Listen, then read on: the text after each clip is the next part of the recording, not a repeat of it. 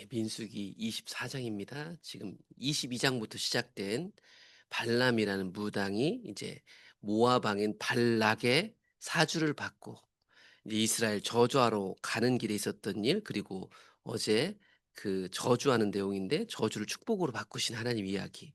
오늘 24장에는 계속해서 발람이 이제 예언들을 하는데 이스라엘 백성들의 남은 예언들과 거기서 이스라엘의 미래 정체성도 좀 이렇게 선포되는 부분이 있어요. 오늘 그 24장을 읽습니다. 24장에 드디어 발람이 벌써 세 번째 예언하는 장면인데요. 24장 1절, 발람이 자기가 이스라엘을 축복하는 것을 여호와께서 선히 여기심을 보고 전과 같이 점수를 쓰지 아니하고 그의 낯을 광야로 향하여 눈을 들어 이스라엘이 그 지파대로 천막 친 것을 보는데 그때 하나님의 영이 그에 임하셨더라. 지금 벌써 여러분 두 번이나 이렇게 저주하려고 했는데 저주가 아니라 하나님 주신 것이 축복이어 가지고 이런 과정을 겪으면서 발람이라는 사람은 느낄 수가 있었어요. '아, 하나님이 자기 백성 이스라엘을 축복하는구나.' 그래서 이전과 같이 자신이 무당 활동에서 했던 그런 방식이 아니고 새로운 경험을 하기 시작했고, 그런 경험 속에서 저기 텐트 치고 있는 38년째 거의 40년 다 될 동안 광야 생활하고 있는 이스라엘 백성들을 볼 때 하나님의 영이 발람에게 임하는 것을 느낄 수 있었고, 그가 그래서 그 하나님의 영으로 인해서 말하기 시작했습니다. 그가 예언을 전하여 말하되 부올의 아들 발람이 말하며 자신에 대해서 이제 이렇게 묘사합니다. 부올의 아들 발람, 눈을 감았던 자였다. 하나님의 말씀을 듣는 자다. 젖는 자의 환상을 보는 자다. 엎드려서 눈을 뜬 자가 지금 이제 예언할 것이다 하면서 자기를 이렇게 소개합니다. 어쩌면 보이지 않는 영적 세계에 대해서 유명해지면서 자기는 모든 것을 다 본다고 생각했을지 몰랐는데 자기는 사실은 보지 못했던 자요. 그런 그가 여호와라는 하나님에 의해서 지금 보게 된 것, 알게 된 것을 예언합니다. 그것이 참 신비롭습니다. 그가 예언하는 게요, 이스라엘 백성들에 대해서 아주 잘 알고 있는 것처럼 예언하거든요. 5절부터 보시면 야곱이여, 이스라엘 백성들이죠. 너희 장막들, 지금 발람은 그 천막들을 보고 있거든요. 광야 40년 헤매는 그들의 천막이 뭐 얼마나 대단하겠어요. 그런데 그걸 보는데 그것이 얼마나 아름다운지 이렇게 하나님이 그 마음에 주셔서 예언하고 있어요.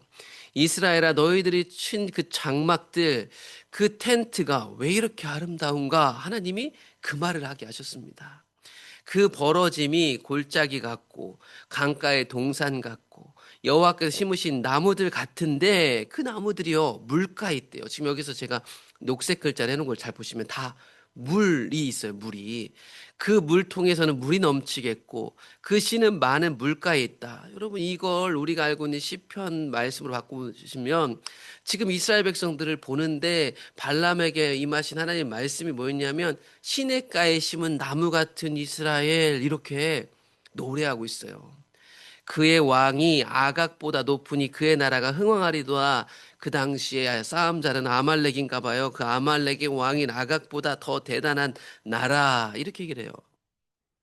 하나님이 그를 애굽에서 인도하여 내셨으니 그 힘이 들소와 같도다. 앞에서도 얘기했던 건데 이집트에서 인도해낸 그 하나님은 힘이 들소같이 강하시다. 그러니 이 이스라엘을 누가 당하겠습니까? 꿇어앉아 누움이 수사자 같고 암사자도 같으니 일으킬 자 누구랴? 너를 축복하는 자마다 복을 받을 것이고 너를 저주하는 자마다 저주를 받을지로다.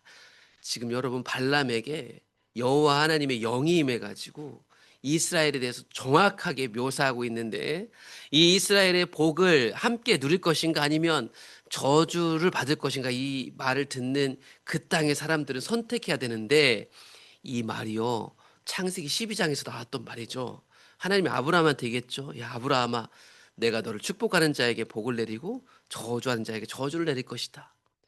발람은 이 말씀을 몰랐겠죠. 그런데 하나님의 영이 임해서 이 말이 성취된 이스라엘 백성들을 정확하게 고백하게 하셨습니다. 이런 말을 듣고 있는 이 사주한 모압 발락은 화가 나죠 또. 그래서 발락이 발람에게 노하여 손뼉을 치며 말하되 내가 그대를 부른 것은 내 원수를 저주하라는 것이거늘 그대가 이같이 벌써 세 번이나 축복하고 있다. 장소를 옮기면서도 해봤는데 안 되는 것입니다. 이게 화가 났어요. 그래서 이 분노한 발락이 이제 발람과 결별합니다. 그대는 이제 그대의 곳으로 가라. 내가 그대를 높여 심히 존귀하게 하기로 생각했는데 여호와께서 그대를 막아 존귀하게 하지 못하게 하셨도다. 하나님이 막으셔서 이것이 무산이 된 것입니다. 이렇게 떠나는 발람이 마지막 예언을 남깁니다. 발람이 발락에게 이르되 당신이 내게 보낸 사신들에게 내가 말하 이르지 않았습니까? 가령 발락이 그 집에 가득한 은금을 내게 줄지라도 나는 여호와의 말씀을 어기고 선악간에 내 마음대로 행하지 못하고 여호와께서 말씀하신 대로 말하리라 하지 아니하였습니까? 이것이 발람이 여기 오기 전에 하나님이 그 꿈에 나타나서 했던 얘기들이었죠. 그래서 자기 마음대로 할 수 없다라고 이미 얘기했고, 이 발락이 더 높은 신하들 보내가지고 결국 끌어온 거 아닙니까? 발람이 얘기합니다. 이제 나는 내 백성을 돌아가겠습니다. 그런데 내가 이 백성이 후일에 당신 모압의 백성들에게 어떻게 할지를 당신에게 예언하겠습니다 하고 마지막 예언이 펼쳐집니다. 볼의 아들 발람이 말하며 눈을 감았던 자, 아까 자기는 소개했던 말들 또다시 얘기하면서 예언이 시작됩니다. 내가 그를 보아도 이때 일이 아니며 내가 그를 바라보아도 가까운 일이 아니다. 이번 예언은 가까운 미래가 아니고 먼 미래의 이야기인가 봐요. 그러면서 얘기하는 게 한 별이 야곱에게서 나오고 한 지팡이, 왕의 지팡이입니다. 큐는 왕의 지팡이가 이스라엘에게서 일어날 것이다. 장차 이 이스라엘 가운데 전무후무한 왕이 일어날 것이다 라는 비밀스러운 예언입니다.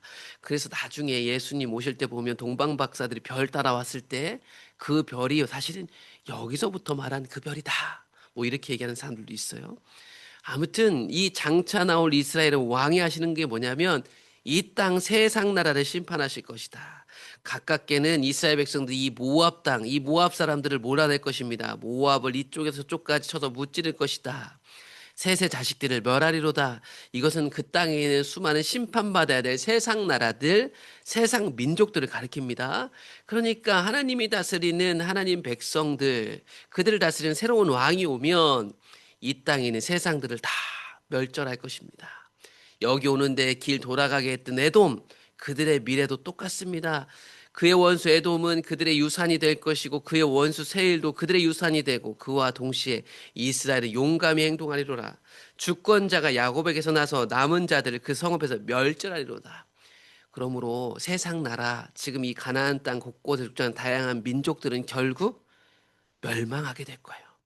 또 이집트에 나올 때 40년 전에 뒤를 쳤던 아말렉, 그 싸움하기 좋아하는 아말렉, 그들도 결국 멸망에 이르게 될 것이다. 지금 보시면 세상 나라, 세상 민족의 미래는 멸망이다라는 것을 계속 얘기해요. 또 갠 족속을 바라보며 예언하여 이르기를 내 거처가 견고하고 내 보금자리가 바위 위에 있어서 튼튼하지만은 너희들 결국 쇠약하여 아수르의 포로가 될 것이다. 이 말은 이 갠 족속과 가인 족속은 같은 걸 가리키는 것 같아요. 멸망받을 사람들을 가리키는 거죠. 결국 너희들은 멸망한다. 이 나중에 이 아수르도 뒤에 가면 멸망한다고 나옵니다. 또 예언하여 이르기를 슬프다. 하나님이 이 일을 행하시니 그때의 살자가 누구이랴. 즉 이스라엘 백성들하고 구분돼서 이 세상 나라는 하나님 앞에서 결국 심판을 받을 것이다. 그때 살자는 아무도 없다. 이스라엘 외에는. 기띔 해변에서 배들이 와서 아수르도 학대할 것이다. 또한 에벨도 괴롭힐 것이나 결국 그런 기띔 해변에서 온 이 배들도 멸망한다. 세상 나라들은 여러분 서로 치고받으며 새로운 나라들이 등장하고 발전하는 것 같지만 결국 세상 나라들은 멸망할 것입니다. 이게 발람이 마지막 예언으로 하고 가는 거였어요. 발람이 그렇게 마지막 예언을 마치고 일어나 자기 곳으로 가고 모압 왕 발락도 자기 길로 갔습니다. 오늘 이 말씀 마치면서 발람에 대한 내용 정리를 좀 했으면 좋겠어요. 듣다 보면 그래도 발람은 하나님 말씀을 전한 사람이니까 이 과정을 통해서 하나님을 알게 된 사람일까? 그 부분들에 대해서 좀 정리를 하자면 이제 25장에 내일 등장할 사건이 있는데 그 사건이 그냥 나온 게 아니고 민수기 31장에 보면 이 발람이 이 모압 왕 발락에게 어떤 힌트를 준 것 같아요. 이스라엘 백성을 넘어뜨릴 수 있는 방법. 그 31장에 보면 25장 사건을 기억하면서 발람의 꾀를 따라 이스라엘 자손을 부올의 사건에서 여호와 앞에 범죄하게 하여 여호와의 회중 가운데 전염병이 일어나게 한 이야기를 25장 이야기를 31장에 기록했는데 25장 내용이 발람에게서 온 것이다라고 분명히 합니다. 이 내용은 요한계시록에도 나와요. 그래서 요한계시록 2장에 보면 버가모 교회에 보낸 편지를 보시면 그러나 내게 두어 가지 책망할 것이 있다 했을 때 너네 교회에 발람 같은 사람이 있고 발람의 교훈을 지키는 자들이 있는데 그러면서 구약의 발람 사건을 갖고 오는데 발람이 모압 왕 발락을 가르쳐 이스라엘 자손 앞에 걸림돌 덫을 놓아 앞에 말씀이라면 꾀를 놓아 우상의 제물을 먹게 하였고 행음하게 하였다. 그래서 내일 볼 25장에 전염병이 일어나게 했다. 그러므로 여호수아라는 성경을 보시면 13장에 가 보시면 이스라엘 백성들 여호수아 세대가 가나안 땅에 들어가서 누구를 심판하느냐? 점술과 발람을 심판했더라. 그러니까 성경을 읽다 보면 이제 생략된 부분이 많아가지고 우리가 막 상상할 부분이 있는데 그런 부분에 대해 성경은 중간중간에 힌트를 주는 게 있어요.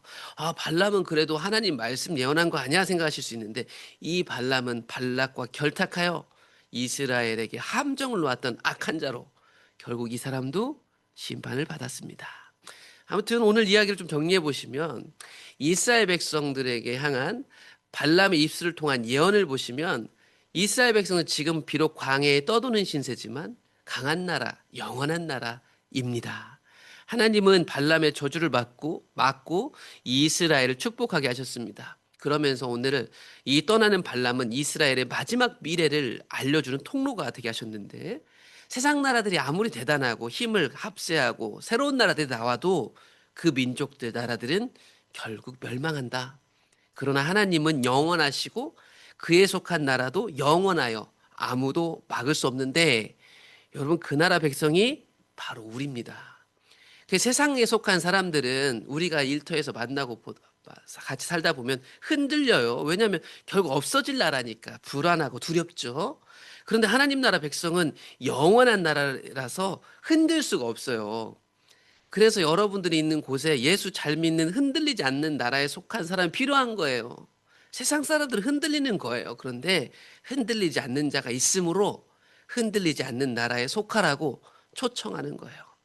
오늘도 여러분 삶 속에 흩어져서 흔들림 없는 사람이 되어주세요. 멸망하지 않는 나라에 속한 사람처럼 여러분들의 자리를 지키시면 그곳에 하나님 나라가 임하고 하나님 뜻이 이루어지는 것을 보게 될 것입니다. 그 자리를 지켜주시기를 부탁드립니다.